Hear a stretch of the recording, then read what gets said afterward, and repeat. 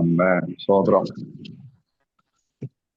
പിന്നെ ഒരു പ്രഭാതത്തിൽ നിങ്ങളെ കാണുവാൻ ദൈവം ഒരുക്കിയ നല്ല അവസരങ്ങൾക്കായി ഞാൻ ദൈവത്തിന് നന്ദി പറയുകയാണ്. കഴിഞ്ഞ രാത്രിയിൽ ദൈവം നല്ല ഉറക്കത്തെ തന്നു. പ്രഭാതത്തിൽ ബലത്തോടെ എഴുന്നേറ്റ് പിന്നെയും ഒപ്പന്റെ തിരുപ്പാദപീഠത്തിലായിരിക്കുവാൻ ദൈവം നൽകിയ എല്ലാ നല്ല അവസരങ്ങൾക്കായി ഞാൻ ദൈവത്തിന് നന്ദി പറയുകയാണ്. കഴിഞ്ഞ രാത്രി കണ്ടവർ ഈ പ്രഭാതം കാണാതിരിക്കുമ്പോ ഈ പ്രഭാതത്തിൽ ഒരുമിച്ച് എനിക്ക് സന്തോഷമുണ്ട്. ആമേൻ. ഈ പ്രഭാതത്തിൽ ഇത്രയും പേർക്ക് ഒരുമിച്ച് വിവിധ ഇടങ്ങളിൽ ദൈവത്തെ മഹത്വപ്പെടുത്തുവാൻ ദൈവം ഉപയോഗിക്കുന്നതിനായി ഞാൻ സ്തോത്രം ചെയ്യുന്നു. പ്രത്യേക ഈ ശുശ്രൂഷയ്ക്ക് ക്ഷണിച്ച പ്രിയ ആന്റിയോടുള്ള സ്നേഹവും വന്ദനം ഞാൻ അറിയിക്കുകയാണ്. ഇങ്ങനെ ഒരു അവസരം ഒരുക്കി തന്നതിനായി ഞാൻ ദൈവത്തിന് നന്ദി പറയുന്നത്. ഇന്ന് ഈ പ്രഭാതത്തിൽ എൻ്റെ മുമ്പിലായിരിക്കുന്ന പ്രിയപ്പെട്ടവർക്ക് ഞാൻ കർത്താവായ യേശുവിന്റെ നാമത്തിലുള്ള നന്ദി ഞാൻ അറിയിക്കുകയാണ്. സ്തോത്രം. ഒരു അല്പനേരം ചിന്തയ്ക്കായിട്ട് നമുക്ക് യോഹന്നാൻ എഴുതിയ സുവിശേഷം അതിന്റെ 8-ാം അധ്യായം 31-32 വാക്യങ്ങൾ.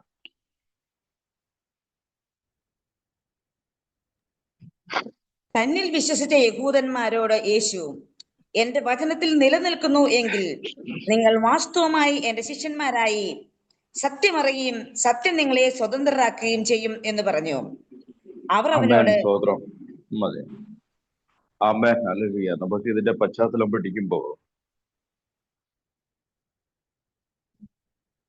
ഇവിടെ മശിഹയെ കാത്തിരിക്കുന്ന യഹൂദന്മാരോട് യേശു പറയുന്ന ഒരു വാക്കാണ്, സത്യം നിങ്ങൾ എന്ത് ചെയ്യും? അറിയും. സത്യം അറിയുമ്പോൾ നിങ്ങൾ സ്വതന്ത്രരാകും. സ്തോത്രം. അപ്പൊ ഇവിടെ യഹൂദന്മാർ മശിഹയെ കാത്തിരിക്കുന്നത് എങ്ങനെയെന്നറിയാമോ? മശിഹ വരും.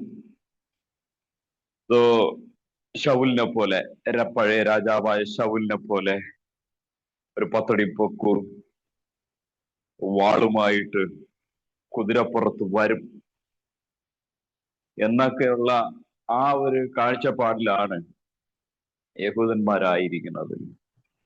ഇവിടെ മശിഹ വന്ന കാര്യം അറിഞ്ഞില്ല. സ്തോത്രം. അപ്പോഴ്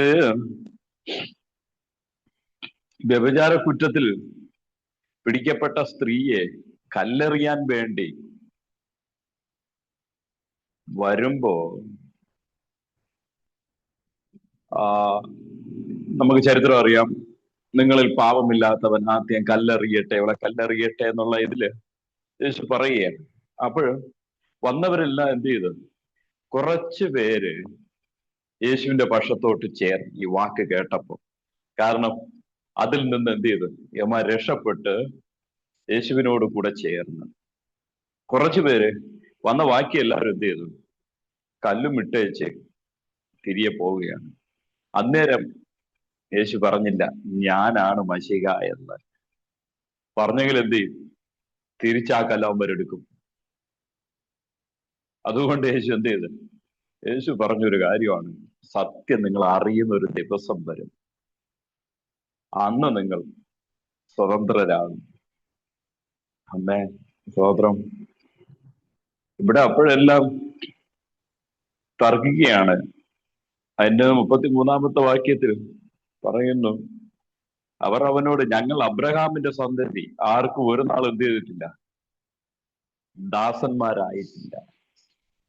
അവൻ അബ്രഹാമിന്റെ പാരമ്പര്യം പറയുകയാണ്.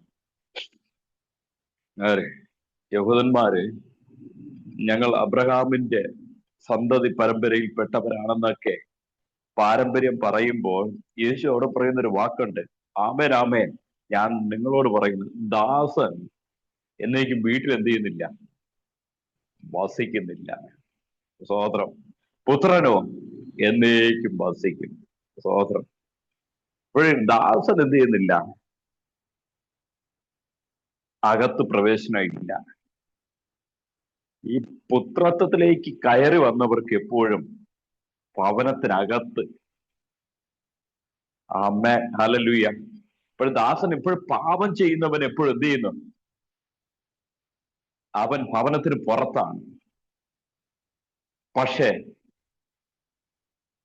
പുത്രത്വത്തെ സ്വീകരിച്ചവർ, പുത്രത്വത്തിന്റെ ആത്മാവിനെ പ്രാപിച്ചവർ, ആ പുത്രനെ കണ്ടവർ, അവരെന്ത് ചെയ്യുന്നില്ല? അവർ വീട്ടിനകത്താണ്. സ്തോത്രം പറഞ്ഞു ഹല്ലേലൂയ. ഇപ്പോഴും നമുക്കൊരു കാര്യം അറിയാം. ഇപ്പോ ഒരു തൂമ്പായം വെച്ച് നല്ലൊരു വേലയ്ക്ക് പോകുന്ന ഒരു ഡ്രസ്സ് ഇട്ടുകൊണ്ട് ഇവിടെ എന്റെ ജംഗ്ഷൻ, കുളത്തുപ്പുഴ ജംഗ്ഷനില് ഒരു ജോലിക്കാരൻ നിൽക്കുമ്പോൾ ഒന്നാമത്തെ കൂടിയ കാറിൽ വന്ന് എന്ത് ചെയ്യും? നമ്മൾ അവനെ കൂട്ടിക്കൊണ്ടുപോകും. പക്ഷെ അവനെ വീട്ടിനകത്ത് കയറ്റുമോ? കാറിൽ കൊണ്ടുപോകും, ശരിയാണ്. പക്ഷേ ദാസൻ എപ്പോഴും എന്താണ്? വീടിന് പുറത്താണ്. പാവം ചെയ്യുന്ന ഈ യഹൂദന്മാരോട് പറയുകയാണ്, നിങ്ങൾ ഈ പുത്രത്വത്തിനകത്തേക്ക് വരാത്തിടത്തോളം കാലം എപ്പോഴും നിങ്ങൾ എന്താണ്? ആ ഭവനത്തിൽ നിന്ന് പുറത്താണ്. പക്ഷേ നമുക്കറിയാം, ഈ പുത്രന് ചുംബിച്ച യൂത എവിടെയായി? പുറത്തായി. ബാക്കി ചുംബിച്ചവരെല്ലാം എന്തായി? പുത്രത്വത്തിലേക്ക് കയറി. സ്തോത്രം. അപ്പോൾ നമുക്കറിയാം 2-ാം സങ്കീർത്തനം അതിന്റെ 12-ാമത്തെ വാക്യത്തിലാണെന്ന് പറയുന്നത്, വഴിയിൽ വെച്ച് നശിക്കാതിരിക്കാൻ എന്ത് ചെയ്യണം? നിങ്ങളെ പുത്രനെ ചുംബിക്കണം. ഓക്കെ, ഇത് എഴുതുമ്പോ ഇത് ദാവീദാണ് എഴുതിയത്. പക്ഷെ ഇത് എഴുതിയ ദാവീദിന് അറിയില്ല ഏതാ പുത്രൻ. Amen hallelujah. വർഷങ്ങൾക്ക് ശേഷം ഈ പുത്രനെ ദൈവം വെളിപ്പെടുത്തുകയാണ്. എത്രയോ ദാവീദ് എഴുതിയ സങ്കീർത്തനം നമ്മൾ വായിക്കുന്ന അങ്ങനെയാണ്. അതിനകത്ത് പറയുന്നു, എന്നിട്ട് അതിന്റെ ഒന്ന് വായിച്ചാട്ടെ, 12-ാമത്തെ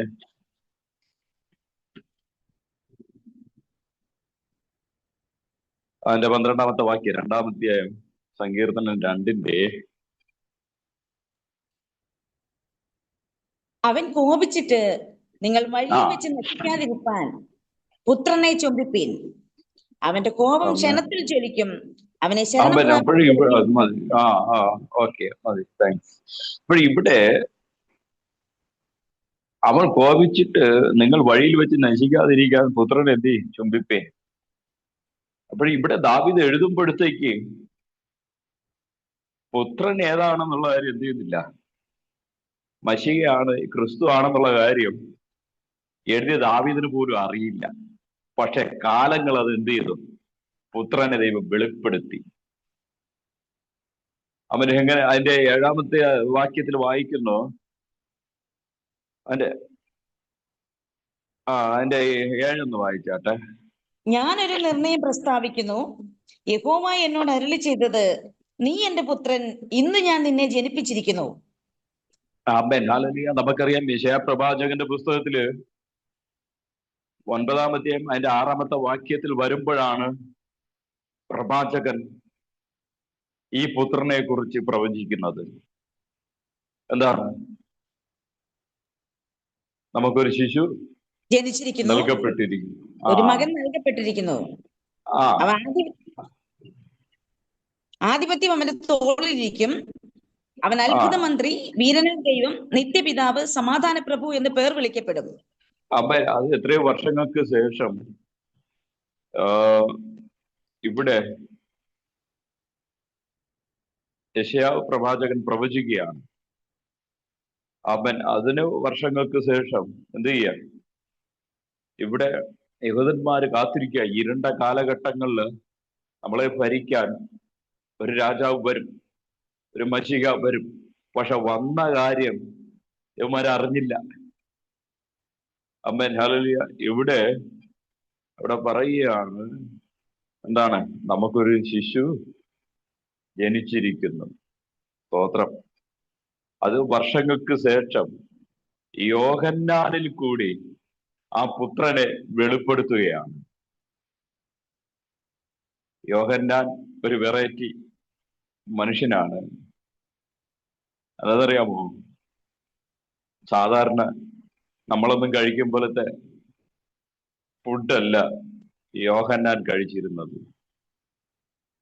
യോഹന്നാൻ കഴിച്ചിരുന്നത് സാധാരണ മന്തിയോ കുഴിമന്തിയോ ഒന്നും അല്ല. യോഹന്നാൻ കഴിച്ചിരുന്നത് കാട്ടുതേനും എന്താണ് വെട്ടുക്കിളിയുമാണ്. അപ്പോൾ ഈ യോഹന്നാൻ സ്നാനം കഴിപ്പിക്കാനായിട്ട് ഈ പുത്രൻ ആരെന്നുള്ള കാര്യം അന്ന് വെളിപ്പെടുകയാണ്. അന്ന് ആര് പറഞ്ഞ ദാവീദ് പറഞ്ഞ പുത്രൻ യോർദാന്റെ മരുഭൂമിയിൽ ആ സ്നാപകന യോഹന്നാന്റെ കൈ കീഴിൽ സ്നാനം നടക്കുമ്പോ അവിടെ എനിക്ക് പിന്നാലെ ഒരുവൻ വരുന്നു, അവന്റെ ചെരുപ്പിന്റെ വാർ കുനിഞ്ഞഴിപ്പാൻ ഞാൻ യോഗ്യനല്ല. ഇത് കേട്ട അവിടെ പറയുന്നു, അവന്റെ ചെരുപ്പിന്റെ വാറ് കുനിഞ്ഞഴിപ്പാൻ ഞാൻ യോഗ്യനല്ല എന്ന് ഈ ഭാഗത്ത് നിന്ന് യോഹന്നാൻ പറയുമ്പോ മറുഭാഗത്ത് നിന്ന് യേശു പറയുകയാണ്, സ്ത്രീകൾ ജനിച്ചവൻ നീ വലിയവൻ. ആമേൻ, ഹല്ലേലൂയ. യോഹന്നാൻ പറയുന്നു ഞാൻ യോഗ്യനല്ല എന്ന് പറയുമ്പോ മറുഭാഗത്ത് നിന്നുകൊണ്ട് യേശു പറയുകയാണ്, സ്ത്രീകളിൽ ജനിച്ചവൻ നീ വലിയവൻ. ആമേൻ, ഹല്ലേലൂയ. ഇവിടെ അന്ന് യോഹന്നാന്റെ കൈക്കീഴിൽ സ്നാനമേറ്റ് കയറിയപ്പോൾ ആകാശം പിളർന്നു എന്നാ പറയുന്നത്. അന്നൊരു ശബ്ദം കേൾക്കുന്നു, ഇവൻ എൻ്റെ പ്രിയപുത്രൻ. സ്തോത്രം. അപ്പോഴന്ന് പലരും ഇത് ആരാണ് ഈ മരുഭൂമിയിൽ കൂടി ഒരു വ്യത്യസ്തമായ സൗണ്ടില് ഇത്രയും അധികാരത്തോടെ വചനം പ്രസ്താവിക്കുന്നു, ശുശ്രൂഷിക്കുന്നൊക്കെ പല യഹൂദന്മാർ തമ്മിൽ പറഞ്ഞപ്പോ പറഞ്ഞു, ഇത് യോസേപ്പിന്റെ മകനാണ്, ഇത് മറിയയുടെ മകനാണ് എന്നൊക്കെ പറഞ്ഞപ്പോൾ അവര് നോക്കി നിൽക്കെ ആകാശം തുറന്നൊരു ശബ്ദം കേൾക്കുകയാണ്, ഇവൻ എൻ്റെ പ്രിയപുത്രൻ. അവിടെ പുത്രൻ എന്ത് ചെയ്യുന്നു? അവിടെ ദൈവം വെളിപ്പെടുത്തുകയാണ്. സ്തോത്രം. ഇവിടെ പുത്രനെ വെളിപ്പെടുത്തിയപ്പോൾ പരിശുദ്ധാത്മാവ് നിറഞ്ഞവനായി യോഹന്നാൻ മരുഭൂമിയിൽ നിന്ന് തിരിച്ചു വന്നപ്പോഴത്തേക്ക് ആ മരുഭൂമിയിലേക്ക് കയറി പോവുകയാണ് യേശു. യോഹന്നാൻ എന്ത് ചെയ്യുന്നു? മരുഭൂമിയെല്ലാം സഞ്ചരിച്ചിട്ടാണ് എവിടെ വരുന്നത്? യോർദാന്റെ നദിക്കരയിൽ വരുന്നതും സ്നാനം കഴിപ്പിക്കുന്നില്ല. പക്ഷേ ഇവിടെ ആത്മാവിൽ നിറഞ്ഞവൻ എന്ത് ചെയ്യാം? തിരിച്ച് അതേ മരുഭൂമിയിലേക്ക് കയറി പോവുകയാണ്. അടുത്ത 40 ദിവസം ഉപവാസത്തോടെ പ്രാർത്ഥനയോടെയൊക്കെ മരുഭൂമിയിലായിരുന്നു. ആമേൻ, ഹല്ലേലൂയ. പരിശുദ്ധാത്മാവിനെ പ്രാപിച്ചിട്ട് അവൻ നേരെ മറ്റു സ്ഥലങ്ങളിലെല്ലാം പോയത് മരുഭൂമിയിലേക്ക്. അവിടെ ചെന്ന് ഉപവാസം ഇരുന്നു പ്രാർത്ഥിച്ച്. അവിടെ ഇരിക്കുന്ന ആരാണെന്ന് ആർക്കറിയാം? പിശാചിനറിയാം. സ്തോത്രം. ഈ വന്നവൻ ആരാണെന്നും ആർക്കറിയാം? ആത്മാവിൽ നിറഞ്ഞപ്പോൾ പിശാച് പറയുകയാണ്, മഹോന്നതനായ ദാവീദ് പുത്ര, സമയത്തിന് മുന്നമേ ഞങ്ങളെ ദണ്ഡിപ്പിക്കാൻ വന്നുവോ? സ്തോത്രം. ആര് പറയാ? പിശാച് പറയാ. ആമേൻ, ഹല്ലേലൂയ. ഇത് ആർക്ക് പിടികിട്ടിയില്ല? യഹൂദന്മാർക്ക് പിടികിട്ടിയില്ല യവൻ ആരാണെന്ന്. പക്ഷേ പിശാചിന് പിടികിട്ടി. പിശാച് പറയുകയാണ്, നമ്മളെ സമയത്തിന് മുന്നമേ നീ ഞങ്ങളെ ദണ്ഡിപ്പിക്കാൻ വന്നു. ഇവിടെ പറയുകയാണ്, മഹോന്നതനായ ദാവീദ് പുത്ര. അപ്പൻ, ഹല്ലേലൂയ. ഈ കാഴ്ചപ്പാട് ഈ ദാവീദ് പുത്രന് ആയിട്ട് ഒരു കണക്ഷൻ വരാൻ ഒരു കാരണമുണ്ട്. 139 സങ്കീർത്തനത്തിന്റെ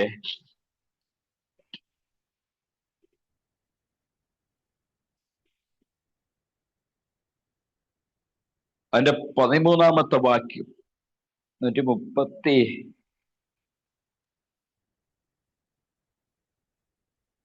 നീയല്ലോ എന്റെ അന്തരംഗങ്ങളെ നിർമ്മിച്ചത്, എന്റെ അമ്മയുടെ ആ ഉദരത്തിൽ നീ എന്നെ മെടഞ്ഞു. ആമേൻ, ഹല്ലേലൂയ. ഒന്ന് ദാവീദ് പറയുന്നൊരു വാക്കുണ്ട്. അതുവരെ ശത്രുവിനെ ഈ ദാവീദിന്റെ സങ്കീർത്തനങ്ങളെല്ലാം പഠിച്ചാൽ, ശത്രുവിന്റെ കയ്യിൽ നിന്ന് എന്നെ വിടുവിക്കണമേ, എന്നെ പകയ്ക്കുന്നവരെ നീ പകയ്ക്കണമേ, ശത്രുവിനെ നീ മുടിച്ചു കളയണമേ, ശത്രുവിനെ നീ എന്ത് ചെയ്യണം, കൊന്നു കളയണമേ എന്നെല്ലാം ഉള്ള സങ്കീർത്തനങ്ങളാണ് ദാവീദിന്റെ ആരംഭ സങ്കീർത്തനങ്ങൾ. പക്ഷെ ഈ 139 സങ്കീർത്തനത്തിൽ വരുമ്പോ അന്തരാത്മാവിൽ അവൻ ഒരു കാഴ്ച കാണുകയാണ്. അകത്തെ മനുഷ്യനെ കുറിച്ചൊരു വെളിപ്പാട്. സ്തോത്രം.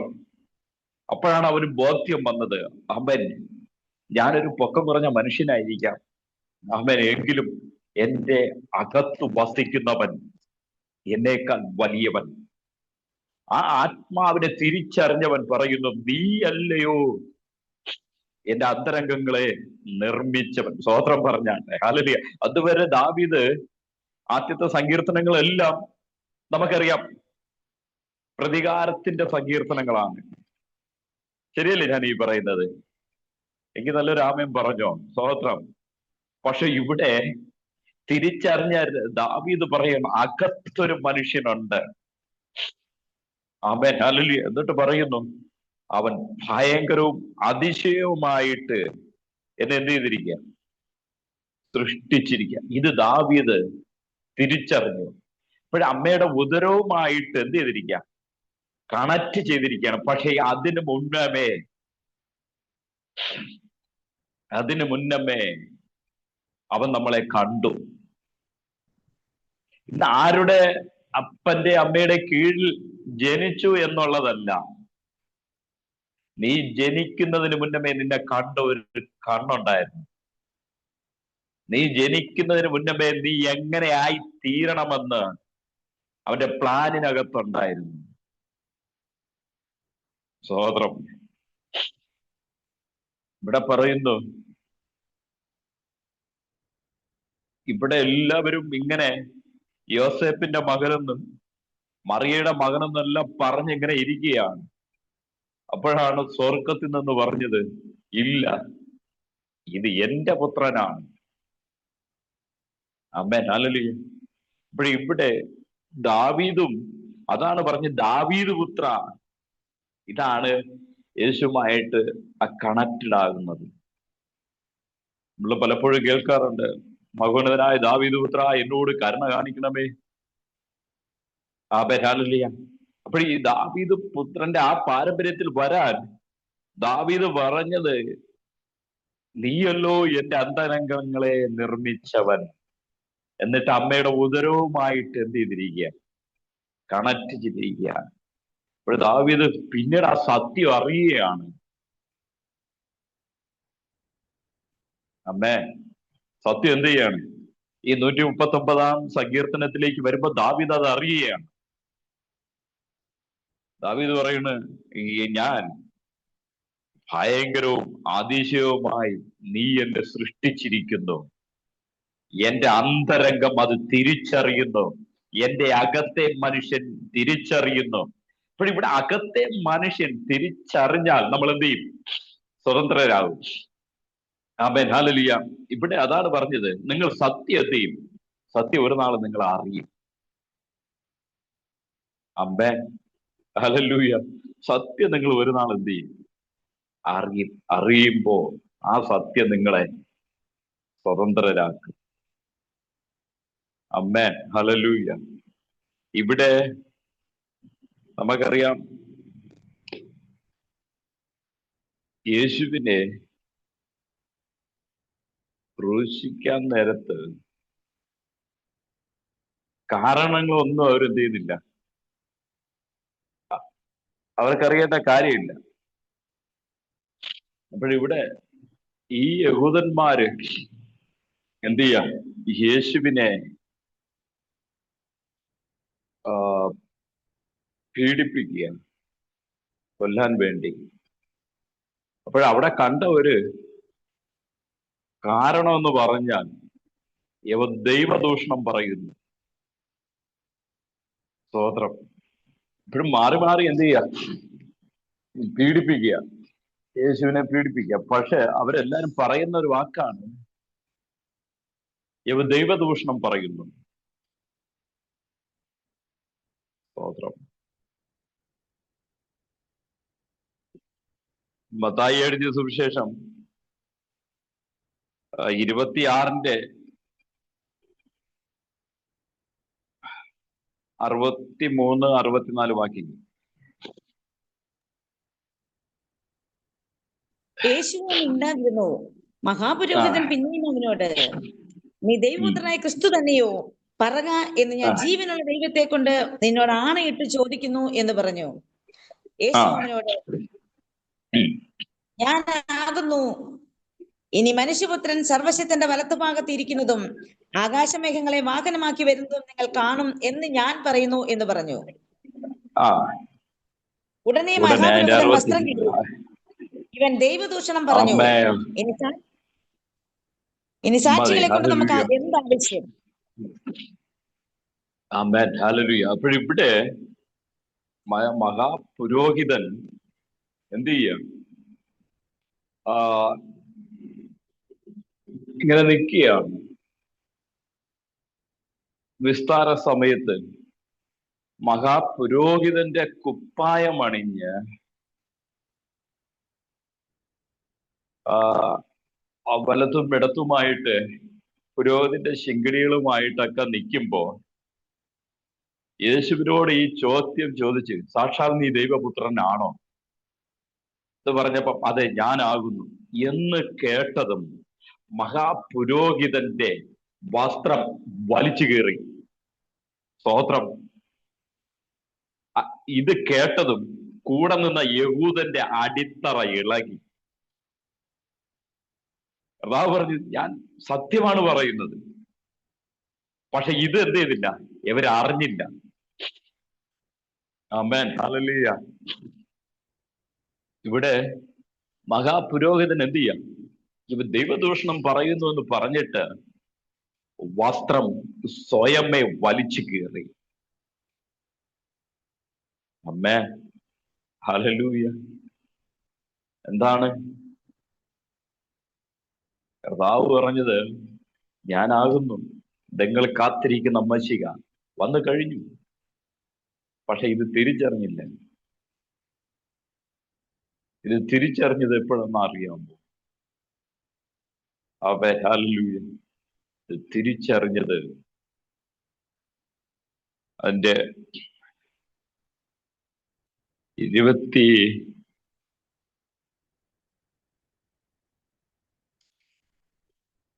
27 45 മുതലുള്ള വാക്യങ്ങളൊന്ന് വായിച്ചാട്ടെ. 6 മണി നേരം മുതൽ 9 മണി നേരം വരെ ദേശത്തെല്ലാം ഇരുട്ടുണ്ടായി. ഏകദേശം 9 മണി നേരത്തെ യേശു ഏലി ഏലി ലമ്മ ശബക്താനി എന്ന് ഉറക്കെ നിലവിളിച്ചു.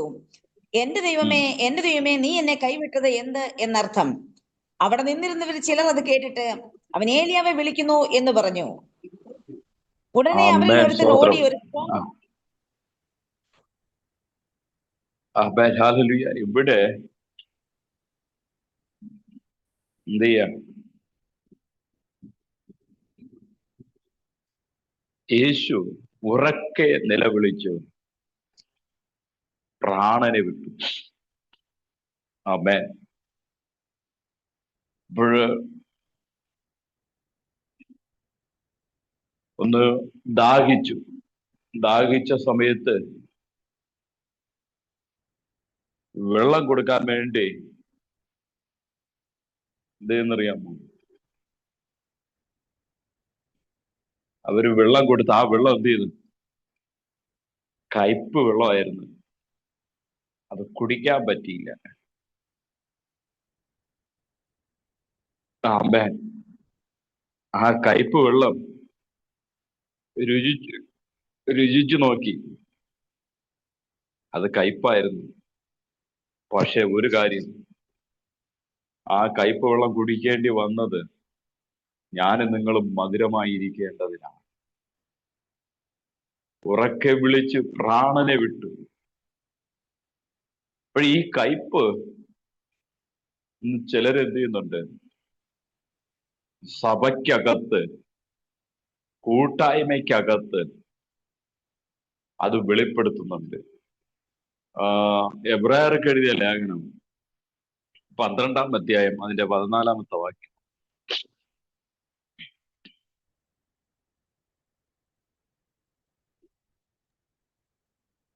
എല്ലാവരോടും സമാധാനം ആചരിച്ച് ശുദ്ധീകരണം പ്രാപിക്കാൻ ഉത്സാഹിപ്പീൻ.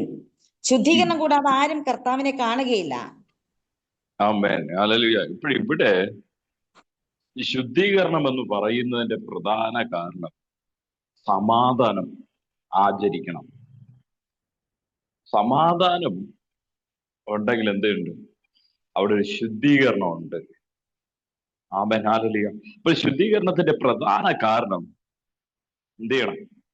സമാധാനം ആചരിക്കണം. ആമേൻ. ഈ സമാധാനം ആചരിക്കുമ്പോഴാണ് നീ ശുദ്ധീകരണത്തിലേക്ക് വരുന്നത് എന്ന് തിരുവെഴുത്ത് പറയുന്നു. എന്നിട്ട് പറയുന്നു, ശുദ്ധീകരണം കൂടാതെ ആരും എന്ത് ചെയ്യത്തില്ല? കർത്താവിനെ കാണുകയില്ല. പക്ഷെ ഇവിടെ പറയുന്നു, ആര് ദൈവകൃപ വിട്ട് പിന്മാറുകയും വല്ല കയ്പുള്ള വേരും മുളച്ച് കലക്കമുണ്ടാക്കി അനേകർ അതിനാൽ മലിനപ്പെടുകയും ആരും ദുർനിറപ്പുകാരനെയോ ഒരു ഊണിന് ജ്യേഷ്ഠാവകാശം വിറ്റ് കളഞ്ഞ ഏശാവിനെ പോലെ അഭക്തനോ ആയിത്തീരുകയും ചെയ്യാതിരിപ്പാൻ കരുതിക്കൊള്ളുവിൻ. ആമേൻ. സ്തോത്രം. ഇവിടെ പറയുന്നത്, ഈ ദൈവകൃപയ്ക്കകത്ത് നിൽക്കുന്നവരുടെ ഇടയിൽ ആ സഭയ്ക്കകത്ത് ഉണ്ടാകുന്ന ഒരു കാര്യമാണ് എന്ത്? കയ്പ്. കയ്പെന്ന് പറയുക എന്താണ്? ഈ കൂട്ടായ്മയെ കലക്കുക, സഭയെ കലക്കുക, അടുത്ത് എന്ത് ചെയ്യുക, ഒരു സഭ രൂപീകരിക്കുക. ഇതൊക്കെയാണ്. അല്ലെങ്കിൽ ഈ കയ്പും വെച്ചുകൊണ്ടാണ് എന്ത് ചെയ്യുന്നത്? സഭയ്ക്കകത്തിരിക്കുന്നത്. കാരണം അന്ന് പ്രസംഗിക്കുന്ന ദൈവദാസന്റെ വചനം എന്ന് അവർക്ക് എന്ത് ചെയ്യത്തില്ല, ഇഷ്ടപ്പെടത്തില്ല. അല്ലെങ്കിൽ എന്തേ അനേക പേരോട് കുറ്റങ്ങൾ പറഞ്ഞ് സഭയ്ക്കകത്ത് കലക്കമുണ്ടാക്കി കയ്പിന്റെ അനുഭവം വെച്ചുകൊണ്ട് എന്ത് ചെയ്യാം. എപ്പോഴും ഈ വ്യക്തികളാണ് അടുത്ത് എന്ത് ചെയ്യുന്നത്? അടുത്ത ഒരു സഭയിലേക്ക്, അടുത്ത ഒരു കൂട്ടായ്മ അല്ലെങ്കിൽ ഉണ്ടാക്കുക. ഞാൻ കണ്ടിട്ടുള്ളതാണ്. ചിലര് ചേർന്ന് ഒരു സഭയില് നിന്ന വ്യക്തികൾ ചേർന്ന് ആ സഭയിൽ കുറച്ച് ആത്മാക്കളുമായിട്ട് ചില വ്യക്തികൾ കൂടി എന്ത് ചെയ്തു അടുത്ത ഒരു സഭയിലേക്ക്. ഇവിടെ എന്നിട്ട് എന്ത് ചെയ്യാ? വേരും മുളപ്പിച്ച് കലക്കമുണ്ടാക്കി അനേകർ അതിനാൽ എന്ത് ചെയ്യുന്നു? മലിനപ്പെടുകയും ദുർനടപ്പുകാരനുമായി തീരുന്നു. ഇവിടെ മലിനപ്പെടുന്നു. കാരണം എന്തെന്നറിയാമോ? ഇവരെ അടുത്തവരെ, ദൈവകൃപയിൽ നിൽക്കുന്നവരെ കൂടി എന്ത് ചെയ്യാം? പറഞ്ഞ് തെറ്റിച്ച് ഈ കയ്പിലേക്ക് കൊണ്ടുവരികയാണ്. എന്തെന്നറിയാമോ? അവിടെ ഇതിന്റെ ഒരു സംസ്ഥാന സമ്മേളനം നടക്കുകയാണ്. നീ കൂടി വരുന്നു എന്ന് പറഞ്ഞാൽ അടുത്ത് വിളിക്കുകയാണ്. മനസ്സിലാകുന്നുണ്ടോ ഞാൻ പറയുന്നത്? പോയിട്ട് നീരോട്ടമുള്ള പ്രദേശമല്ല തെരഞ്ഞെടുത്തത്, തണുപ്പുള്ള. ശരിയല്ലേ? പോയിട്ട് എന്ത് ചെയ്ത്? നീരോട്ടമുള്ള പ്രദേശമല്ല പിശാചി തെരഞ്ഞെടുത്തത്. പിശാചി ഇരിക്കുന്നവിടെ തണുപ്പുള്ളതാണ്. നീരോട്ടമുള്ളിടത്തിലൊന്നും അവൻ എന്ത് ചെയ്യില്ല, അവൻ ഇരിക്കില്ല. ഇവിടെ പോയിട്ട് 7 എണ്ണത്തിനെയും കൂടി പിന്നെ എന്ത് ചെയ്യാം? തിരിച്ചു കൊണ്ടുവരികയാണ്. ഇവിടെ ഇനി എന്തുണ്ട്? ഇനി ഒരു 3-4 പേരുടെ കുറവ് കൂടി ഉണ്ട്. വരുന്നുണ്ടോ? ഇവിടെ അവരുടെ ഒരു സംസ്ഥാന സമ്മേളനം നടക്കുകയാണ്. അല്ലാത്തവൻ അങ്ങോട്ട് പോകത്തില്ലല്ലോ. വരുന്നുണ്ടോ? ഇനി കുറച്ച് ഫില്ലാക്കാനുണ്ട്. ആമേൻ. ഇതാണ് കയ്പ് ഉള്ളവന്റെ അനുഭവം. ഇതാണ്. അപ്പൊ നമുക്കറിയാം, ഏശാവ് യാക്കോബിന്റെ പരിപ്പ് കറിയും നല്ല ഊണൊക്കെ കണ്ടപ്പോഴത്തേക്ക് അവൻ എന്ത് ചെയ്തു? അപ്പന്റെ അവകാശത്തിൽ നിന്ന് പുറത്തായി. ആ ഭവനത്തിന്റെ അവകാശത്തിൽ നിന്ന് എന്തായി? പുറത്തായി. ആമേൻ, ഹല്ലേലൂയ. പക്ഷേ പുത്രനെ ചുംബിച്ചവന്റെ അവകാശം അത് അപ്പന്റെ അവകാശമാണ്. പുത്രനെ, ആ പുത്രത്വത്തിലേക്ക് കയറിവന്റെ അവകാശം എന്ന് പറയുന്നത് അത് മക്കൾക്കാണ്. അതിന് വലിയപ്പന്റെ അവകാശം വരെ വേണമെങ്കിൽ നമുക്ക് എന്ത് ചെയ്യാം? ആമൻ, പ്രാപിക്കാം. കാരണം അതിന്റെ അവകാശി നമ്മളാണ്. പക്ഷെ ഇവിടെ എന്ത് ചെയ്യാം? സഭയെ കലക്കി, കയ്പുണ്ടാക്കി, അനേക പേരെ അതിനകത്തിട്ട് മലിനമാക്കി. ഈ യേശാവിനെ പോലെ ഇപ്പൊ ഇവിടെ ദാസൻ ഇപ്പോഴെവിടെയാ? ദാസൻ എവിടെ പാർക്കുന്നില്ല? അപ്പന്റെ ഭവനത്തിൽ പാർക്കുന്നില്ല. അപ്പന്റെ ഭവനത്തിൽ ആര് പാർക്കുന്നുണ്ട്? പുത്രൻ. സ്തോത്രം. അപ്പോൾ ഈ അവകാശത്തിൽ നിന്ന് എന്ത് ചെയ്യാം? സഭയ്ക്കകത്ത് നിന്ന് കലക്കമുണ്ടാക്കി, അല്ലെങ്കിൽ അനേക പേര് അതിനകത്താക്കിയിട്ട് ഈ യേശാവിനെ പോലെ അപ്പന്റെ അവകാശം, ഭവനത്തിന്റെ അവകാശം എല്ലാം വിട്ട് അവരെന്ത് ചെയ്യാം? അടുത്ത് ദൈവഹിതമില്ലാത്തവരെ ചെന്ന് വിവാഹവും കഴിച്ച് ഈ അവകാശത്തിൽ കിടന്നവൻ ഇപ്പൊ അവകാശം നഷ്ടപ്പെടുത്തിയിട്ട് എവിടെ പോയി കയറിയിരിക്കുക? ദൈവഹിതമില്ലാത്ത അവിടെ ചെന്ന് വിവാഹവും കഴിച്ച് ഇപ്പൊ അവിടെ എന്തായിരിക്കുക? സെറ്റായിരിക്കുകയാണ്. അപ്പോഴാരുടെ അവകാശത്തിൽ നിന്നാണ്? അപ്പന്റെ അവകാശവും നഷ്ടപ്പെടുത്തി, ആ പുത്രത്വവും നഷ്ടപ്പെടുത്തി ഇപ്പൊ ഇവിടെ പോവുക? അനേക പേര് മലിനമാക്കിയിട്ട്, കയ്പുണ്ടാക്കിയിട്ട് ആ അവകാശത്തിൽ നിന്ന് പിന്മാറിപ്പോവുകയാണ്. പക്ഷെ ഇവിടെ പറയുന്നത്, നിങ്ങൾ സമാധാനം ആചരിച്ചാൽ നിങ്ങൾക്ക് എന്ത് ചെയ്യും? ശുദ്ധീകരണം വരും. എന്നിട്ട് ഇവിടെ അതിന്റെ 17-ാമത്തെ വാക്യത്തിൽ വായിച്ചാട്ടെ.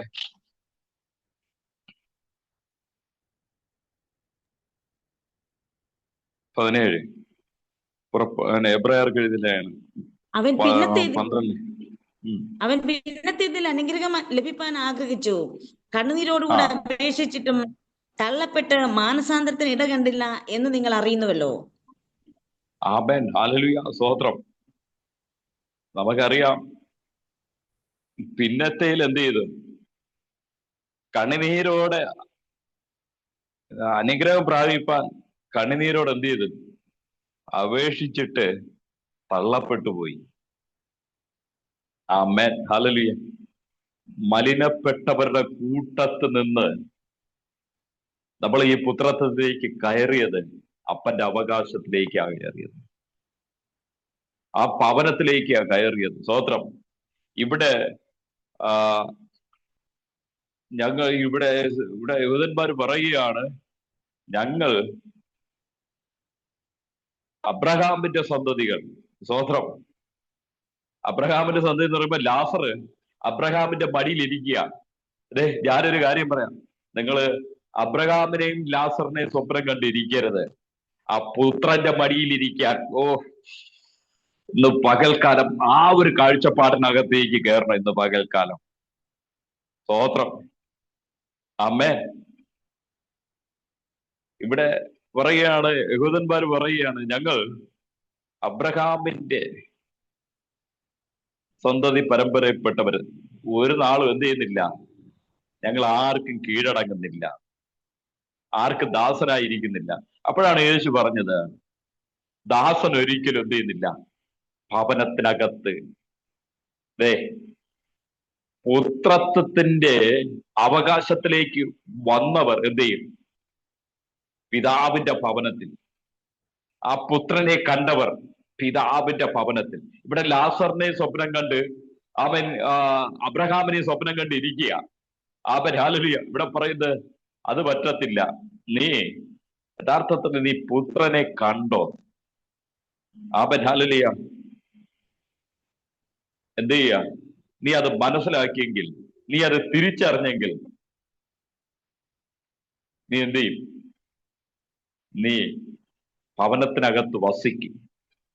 സഹോദരൻ, ഇവിടെ നമുക്കറിയാം, ഇവിടെ യേശു കർത്താവ് ഉറക്കെ നിലവിളിച്ച് എന്ത് ചെയ്തു? പ്രാണനെ വിട്ടു. പ്രാണനെ വിട്ട സമയത്ത് അവിടെ ചില അത്ഭുതങ്ങൾ നടക്കുകയാണ്. എന്താണ് അതിന്റെ 50-ാമത്തെ വാക്യം ഒന്ന് വായിച്ചാട്ടെ. യേശു പിന്നെയും ഉറക്കെ നിലവിളിച്ചു പ്രാണനെ വിട്ടു. അപ്പോൾ മന്ദിരത്തിലെ തിരശ്ശീല മേൽ തൊട്ട് അടിയോളം രണ്ടായി ചീന്തിപ്പോയി. ഭൂമി കുലുങ്ങി, പാറകൾ പിളർന്നു, കല്ലറകൾ തുറന്നു. നിദ്ര പ്രാപിച്ച വിശുദ്ധന്മാരുടെ ശരീരങ്ങൾ പലതും അവന്റെ പുനരുദ്ധാനത്തിന് ശേഷം ഉയർത്തെഴുന്നേറ്റു കല്ലറകളെ വിട്ടു. ആമേൻ, സ്തോത്രം. ഇവിടെ പ്രാണനെ വിട്ട സമയത്ത് അന്ന് പുരോഹിതൻ എന്ത് ചെയ്തു? ഞാൻ സാക്ഷാൽ ദൈവപുത്രൻ എന്ന് പറഞ്ഞപ്പോ പുരോഹിതൻ എന്ത് ചെയ്തു? അവന്റെ ആ വസ്ത്രം വലിച്ചു കീറി. പക്ഷെ ഇവിടെ കർത്താവ് പ്രാണനെ വിട്ട സമയത്ത് ആ കൃപാസനത്തിന്റെ ആ തിരശ്ശീല സ്വയമേ കീറുകയാണ്. സ്തോത്രം. അപ്പോഴിവിടെ യേശു പറയും, ക്രൂശിക്കാൻ സമയത്തൊക്കെ യേശു പറയുന്നു, ഞാൻ വിളിച്ച ഡസൻ കണക്കിന് ദൂതന്മാർ വരും, പക്ഷെ ഞാൻ വിളിക്കുന്നില്ല. അങ്ങനെ വന്നാൽ അതിന്റെ ഒരു പ്രത്യേക കാരണമുണ്ട്. അങ്ങനെ ഞാൻ വിളിക്കാതിരിക്കുന്നതിന്റെ കാരണം എന്റെ പിന്നിൽ ഒരു സൈന്യം എഴുന്നേൽക്കാനുണ്ട്. എത്ര പേർക്ക് പിടികിട്ടിയെന്ന് എനിക്കറിയില്ല. ഞാൻ വിളിച്ചാൽ ഡസൻ കണക്കിന് ദൂതന്മാർ ഇറങ്ങി വരും എന്നെ വിടിയിപ്പാൻ. പക്ഷെ ഞാനത് ചെയ്യുന്നില്ല. ഞാൻ ചെയ്യാത്തതിന്റെ കാരണം എന്റെ പിന്നാലെ ഒരു സൈന്യം എഴുന്നേൽക്കാൻ പോവുകയാണ്. Amen hallelujah. അതുകൊണ്ട് ഞാൻ എന്ത് ചെയ്യുന്നില്ല? ദൂതന്മാരെ വിളിക്കുന്നില്ല. ഇവിടെ സ്വയം എന്ത് ചെയ്യ? അന്ന് പുരോഹിതൻ സ്വയം എന്ത് ചെയ്തു? കുപ്പായം വലിച്ചു കീറി. 2, ഇപ്പം യേശു പ്രാണന് വിട്ട സമയത്ത് ആ കൃപാസനത്തിന്റെ തിരശ്ശീല 2ആയി സ്വയം കീറുകയാണ്. എന്നിട്ട് ഇവിടെ വിശുദ്ധന്മാരുടെ ശരീരം എന്ത് ചെയ്തു? കല്ലറകൾ തുറന്നു. വിശുദ്ധന്മാരുടെ ശരീരം ഉയർത്തെഴുന്നേറ്റ്. ഞാൻ പറയാം, യേശു പ്രാണനെ വിട്ട് സ്വന്തം കല്ലറയിൽ പോകുന്നതിന് മുന്നമേ ഹല്ലേലൂയ മുൻപേ മരിച്ച വിശുദ്ധന്മാർ ഉയർത്തെഴുന്നേൽപ്പിച്ചിട്ടാണ് യേശു സ്വന്തം കല്ലറയിലേക്ക് കയറിയത്. സ്തോത്രം പറഞ്ഞാട്ടെ. Amen hallelujah. അവന്റെ ഹല്ലേലൂയ സ്വന്തം കല്ലറയിലേക്ക് പോകുന്നതിന് മുന്നമേ യേശുവിന്റെ പേരിൽ ദൈവത്തിന്റെ പേരിൽ മരിച്ച അനേകം വിശുദ്ധന്മാർ അന്ന് അവിടെ ഉയർത്തെഴുന്നേൽക്കുവാൻ ഇടയായിത്തീർന്നു. സ്തോത്രം. അന്ന് അതിന്റെ 54-ാമത്തെ വാക്യത്തിൽ വായിച്ചാട്ടെ. ശതാധിപനും അവനോടുകൂടെ യേശുവിനെ കാത്തു നിന്നവരും ഭൂകമ്പം മുതലായവ സംഭവിച്ചത് കണ്ടിട്ട് അവൻ ദൈവപുത്രനായിരുന്നു സത്യം എന്ന് പറഞ്ഞ് ഏറ്റവും ഭയപ്പെട്ടു. ആമേൻ, സ്തോത്രം. അന്ന് പറഞ്ഞില്ലേ, സത്യം നിങ്ങൾ എന്ത് ചെയ്യും? തിരിച്ചറിയും. ആ സത്യം നിങ്ങൾ എന്ത് ചെയ്യും? സ്വതന്ത്രരാക്കി. ഇവിടെ ശതാധിപൻ പറയണം, സാക്ഷാൽ ഇവ ദൈവപുത്രനായിരുന്നു. ഇത് കേട്ട യഹൂദന്റെ അടിസ്ഥാനം ഇളകി, അടിത്തറ ഇളകി, ഇന്നും ഉറച്ചിട്ടില്ല. സ്തോത്രം. അറിഞ്ഞവരെല്ലാം ദൈവം എന്ത് ചെയ്തു? ശിഷ്യന്മാരാക്കി. ഇവിടെ ശതാധിപൻ പറയുകയാണ്, ഇതെല്ലാം കണ്ടിട്ട് പറയുകയാണ്, സാക്ഷാൽ ഇവ ദൈവപുത്രനായിരുന്നു. എന്നിട്ട് ആ ക്രൂശിന്റെ മുകളിൽ ഒരു എഴുത്തും എഴുതി, യഹൂദന്മാരുടെ രാജാവ്. യേശു പിറന്നപ്പോഴും യഹൂദന്മാരുടെ രാജാവ്, മരിച്ചപ്പോഴും യഹൂദന്മാരുടെ രാജാവ്. എന്നെ കേൾക്കുന്ന പ്രിയപ്പെട്ടവരെ, നമ്മൾ ദാസത്വത്തിന്റെ ആമേൻ ഹല്ലേലൂയ പദവിയിലല്ല നമ്മൾ നിൽക്കുന്നത്. നമ്മൾ നിൽക്കുന്നത് പുത്രത്വത്തിന്റെ പദവിയിലാണ്. പുത്രൻ എപ്പോഴും എവിടെയാണ്? അപ്പന്റെ ഭവനത്തിനകത്താണ്. ദാസൻ എപ്പോഴും എന്താണ്? ഭവനത്തിന് പുറത്താണ്. Amen hallelujah. അപ്പോൾ നമ്മൾ ആമേൻ ഹല്ലേലൂയ ഈ പുത്രനെ കാണുവാനും ആമേൻ ഹല്ലേലൂയ ആ തിരശീല കീറിയത് കൊണ്ട് ആ പുത്രത്വത്തിലേക്ക് കയറി വരാൻ, ആ അവകാശത്തിലേക്ക് കയറി വരാൻ ജാതികളായിരുന്ന നമുക്കും ആ പുത്രത്വത്തിന്റെ അവകാശം തന്ന ആ കർത്താവിനെ ഒന്ന് സ്തുതിച്ചാട്ടെ. ഹല്ലേലൂയ. അതുകൊണ്ട് ശിഷ്യന്മാരോട് കല്ലെറിയാൻ വന്ന ആമൻ ഹല്ലേലൂയ വ്യഭിചാര കുറ്റത്തിൽ പിടിക്കപ്പെട്ട സ്ത്രീ കല്ലെറിയാൻ വന്നപ്പോൾ ആമൻ പറയുകയാണ്, ആമൻ ഹല്ലേലൂയ തർക്കിച്ച വാദിച്ച യഹൂദന്മാരോട് പറയുകയാണ്, സത്യം നിങ്ങൾ എന്ത് ചെയ്യും? തിരിച്ചറിയും. ആ സത്യം നിങ്ങൾ എന്ത് ചെയ്യും? സ്വതന്ത്രരാകും. ഇത് എന്നാ തിരിച്ചറിഞ്ഞത്? ശതാധിപൻ പറഞ്ഞു, സാക്ഷാൽ ഇവ ദൈവപുത്രൻ. ഇവനെ നമ്മൾ ആരും നേരത്തെ തിരിച്ചറിഞ്ഞില്ല. Amen hallelujah. ഇതറിഞ്ഞ ശതാധിപനും കുടുംബം അല്ല എന്ത് ചെയ്തു? ആ പുത്രത്വത്തിലേക്ക്, ആ അവകാശത്തിലേക്ക് കയറുവാൻ ദൈവം ഭാഗ്യം കൊടുത്തതുപോലെ അവൻ ഈ പുത്രനെ ചുംബിച്ചവരെല്ലാം നശിച്ചു പോകാതെ ആ പുത്രത്വത്തിലേക്ക് കയറാൻ ആമേൻ ഹല്ലേലൂയ ഒറ്റിക്കൊടുത്ത യൂദ ചുംബിച്ചു. ആമേൻ ഹല്ലേലൂയ നിത്യതയെല്ലാം നഷ്ടപ്പെടുത്തി, ആ പുത്രത്വത്തിന്റെ അവകാശത്തെ നഷ്ടപ്പെടുത്തി ആമൻ മലിനപ്പെട്ടു പോയെങ്കിൽ ഇന്ന് അനേക പേര് ഈ അവകാശത്തിൽ നിന്ന് എന്ത് ചെയ്യാം? മലിനപ്പെട്ടു പോയിക്കൊണ്ടിരിക്കുന്ന ഈ കാലഘട്ടത്തിൽ അഹബൻ ആ വരവിന് വേണ്ടി അടുത്തും ഇവിടെ പറഞ്ഞത് തന്റെ മരണത്തിന് ആ പ്രാണനെ വിട്ട സമയത്ത് അനേക വിശുദ്ധന്മാരുടെ കല്ലറകൾ തുറന്നു. കർത്താവ് പറഞ്ഞു, ഞാൻ വീണ്ടും വരും, എന്റെ പുത്രിമാരെ പുത്രന്മാരെ ചേർക്കാൻ. കർത്താവ് ധാരാളമായി ഈ പ്രഭാതത്തിൽ നിങ്ങളെ അനുഗ്രഹിക്കട്ടെ. God bless you. ദൈവം അനുഗ്രഹിക്കട്ടെ. ഇത്രയും സമയം വചനം സംസാരിപ്പാൻ അവസരം ഒരുക്കി തന്ന പ്രിയ ആന്റിയോടുള്ള നന്ദി അറിയിക്കുന്നു. പ്രത്യേകിച്ച് നിങ്ങളോടുള്ള നന്ദി അറിയിക്കുന്നു. ഓർക്കുമ്പോൾ എന്നെ ഓർത്ത് പ്രാർത്ഥിക്കുക. ദൈവം ധാരാളമായി അനുഗ്രഹിക്കട്ടെ.